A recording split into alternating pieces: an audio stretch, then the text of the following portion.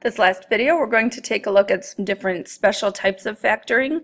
Some of these have patterns that you may be able to pick up on, but they can all be factored using ways that we've already seen. The first one is a T-chart. So we're thinking what multiplies to 25 and adds to 10. The numbers that multiply to 25, of course, are 5 times 5, and 5 plus 5 equal 10. So we can factor this using our T-chart. This is one when the lead coefficient is 1, we can use that shortcut and just throw them right into the binomials. The AC method we just saw has no shortcut. You've got to factor that by grouping when the lead coefficient is not 1. This is a special case where it ends up being the binomial squared. So you can simplify that a little bit and write it as a square. Our next one is another AC method. So we're going to set up our chart, what multiplies to 16 and adds to 8. Well, the numbers that do that, of course, are 4 times 4 and 4 plus 4. So this is another case where it factors into a perfect square. So if we start with rewriting our 8x as 4x plus 4x,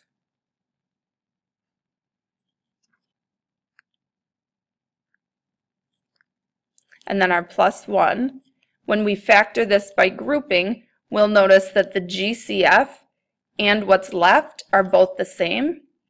So we'll factor out our 4x, leaving us with 4x plus 1.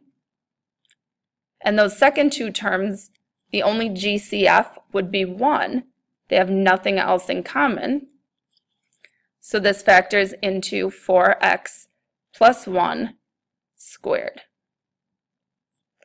This next problem is a special type of the trinomial factoring, so we can still use our T-chart on this one, thinking about what multiplies to 45 and adds to 14. The numbers that work for this one are 9 times 5, and then 9 plus 5 is 14 as well. This one does have the shortcut because the lead coefficient is 1, but the way that we factor this is that we're going to have an x squared because we need to multiply to the x to the fourth and add to an x squared term. So we need the x squared piece when we factor. Then we can just throw those two numbers we found into the binomial with the x squared this time.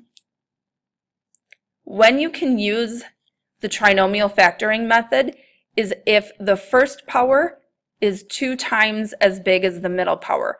So this would work if it were x to the 6th plus 14x cubed plus 45, and you would just use the x cubes to factor. Next, we've got a GCF of 6. Dividing it out, I'm left with x squared minus 9, which I can continue factoring as a difference of squares. So we're going to factor this into the conjugates, x minus 3, x plus 3.